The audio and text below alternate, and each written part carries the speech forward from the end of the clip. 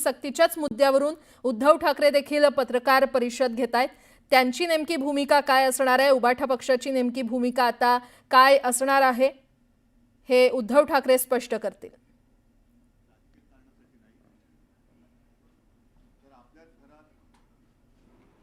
मातृभाषेच्या लढ्यासाठी आहे।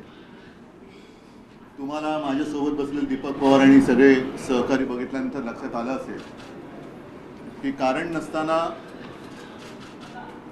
हिंदीची सक्ती हा विषय जो काय एक महाराष्ट्रद्रोही सरकारकडनं लादला जातोय त्याला विरोध करण्यासाठी सर्व मराठी माणसं पक्षीय भेदाभेद विसरून एकत्र यावीत म्हणून ही सगळी मराठी प्रेमी एकत्र आलेले आहेत आणि सगळ्यांना आवाहन करतायत। साहजिकच आहे, शिवसेनेचा जन्मच मुळामध्ये भूमिपुत्रांवर म्हणजे अर्थातच महाराष्ट्रामध्ये मराठी माणसांवरती होणाऱ्या अन्यायाविरुद्ध लढण्यासाठी म्हणून झाला।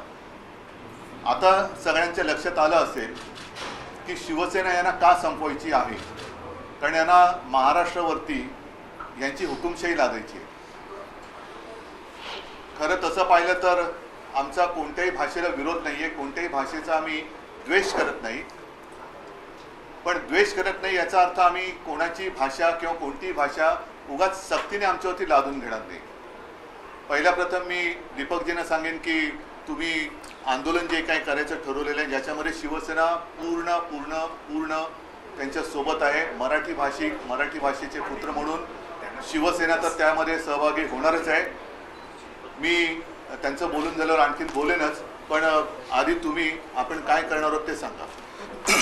नमस्कार आणि सगळ्यांचे आभार मानतो। मी आज शिवसेना पक्षप्रमुख उद्धवसाहेब ठाकरे यांना आम्ही शालेय शिक्षण अभ्यास आणि कृती समन्वय समितीचे जे सगळे पदाधिकारी आहेत आम्ही सगळे साहेबांनाच भेटायला आलो होतो। काल आमची भेटीची वेळ ठरली। या भेटीच्या दरम्यान संजय राऊत साहेब, विनायक राऊत साहेब, अभ्यंकर साहेब आणि हे सगळी मंडळी हजर होती।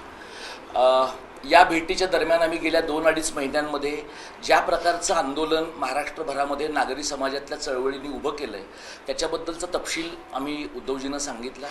त्यावेळेचा त्यांचा पहिला प्रश्न असा होता की हिंदीला किंवा तिसऱ्या भाषेच्या सक्तीला आपला विरोध आहे हे आता सर्वदूर लोकांच्यापर्यंत गेलेलं आहे। यानंतर आपल्याला काय करायचं आहे आणि कार्यक्रम काय असणार आहे हे तुम्ही लोकांशी बोला किंवा आमच्याशी अगोदर बोला आणि या प्रकारच्या कार्यक्रमाबद्दल बोलून नंतर कोणत्याही परिस्थितीत तिसऱ्या भाषेची सक्ती जिला सरकार सोपं करण्याच्या दृष्टीने हिंदीची सक्ती असं म्हणत आहे ती पूर्ण घालवण्याच्या दृष्टीने शिवसेना पक्ष पूर्ण ताकदीने आमच्यासोबत उभा राहील अशा प्रकारचं शब्द उद्धवजींनी दिला आहे। 2 कार्यक्रम आम्ही त्यांच्याशी आज चर्चा करताना त्यांच्यासमोर सांगितले।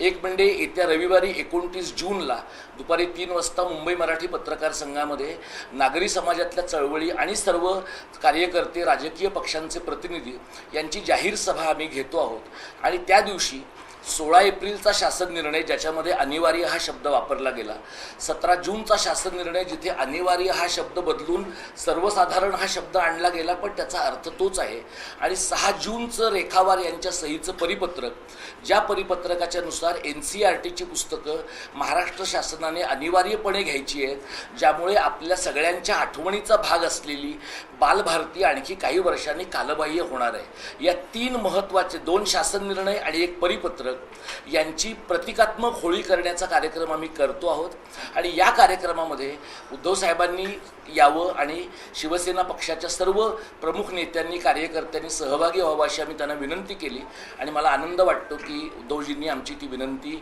मान्य केली आहे। 7 जुलैला आझाद मैदानामध्ये धरणं आंदोलनाचा कार्यक्रम आम्ही करतोय, अधिवेशन त्यावेळेला चालू आहे। हे जे धरणं आंदोलनाचा कार्यक्रम आहे त्यामध्ये उद्धवजींनी सुचवलेली एक महत्त्वाची सूचना अशी होती की आपण हुतात्म्यांना अभिवादन करून त्या कार्यक्रमाची सुरुवात करावी। हुतात्म्यांना अभिवादन करून सर्व जे मराठी प्रेमी नागरिक आहेत ते हुतात्मा स्मारकापासून आझाद मैदानात येतील आणि मग हुतात्म्यांना अभिवादन करून ते आंदोलन आपण करणार आहोत। आमचा प्रयत्न असा आहे की विधिमंडळामध्ये शिवसेना पक्षाचे, मवियाचे जे सगळे लोकप्रतिनिधी आहेत ते सगळे विधिमंडळातली सगळी आयुधं वापरून याबद्दल सहकार्य करतील आणि ज्या प्रकारची ज्या प्रकारच्या गोष्टी महाराष्ट्राच्या राजकारणामध्ये घडवून आणण्याच्या काही गोष्टी होताना आपल्याला दिसत आहेत, किंवा संघ भाजप परिवाराच्याकडनं रेशीम बागेतनं हिंदी हिंदू हिंदुस्थानचं कथन संपूर्ण महाराष्ट्रात पोचवण्याच्या त्यांच्या कारस्थानाचं हत्यार, सांस्कृतिक कारस्थानाचं हत्यार म्हणून जर हिंदी भाषा वापरली जात असेल तर आम्ही कार्यकर्ते ह्या बाबतीत अत्यंत स्पष्ट आहोत की या प्रकारच्या कारस्थानाचा भाग म्हणून होणाऱ्या हिंदीच्या अंमलबजावणीला आम्ही विरोध करत आहोत. आणि आम्हाला आनंद आहे की उद्धवजी गेल्या बराच काळ या प्रकारच्या अघोषित हुकुमशाहीच्या बद्दल बोलतायत. ती अघोषित हुकुमशाही आम्हाला हिंदीच्या अंमलबजावणीमध्ये किंवा तिसऱ्या भाषेच्या सक्तीमध्ये पण दिसते. हे जे आंदोलन आहे हे काल आम्ही काँग्रेस पक्षाच्या प्रांताध्यक्षांना भेटलो, आज उद्धवजींना भेटलो. आमचे अगदी दादा भुसेंनाही भेटायची तयारी आहे. ते असं म्हणालेत की आम्ही सगळ्यांच्या समोर सादरीकरण करणार आहोत. असं आम्ही ऐकलं की ते आज कुठेतरी सादरीकरण करतायत सुद्धा.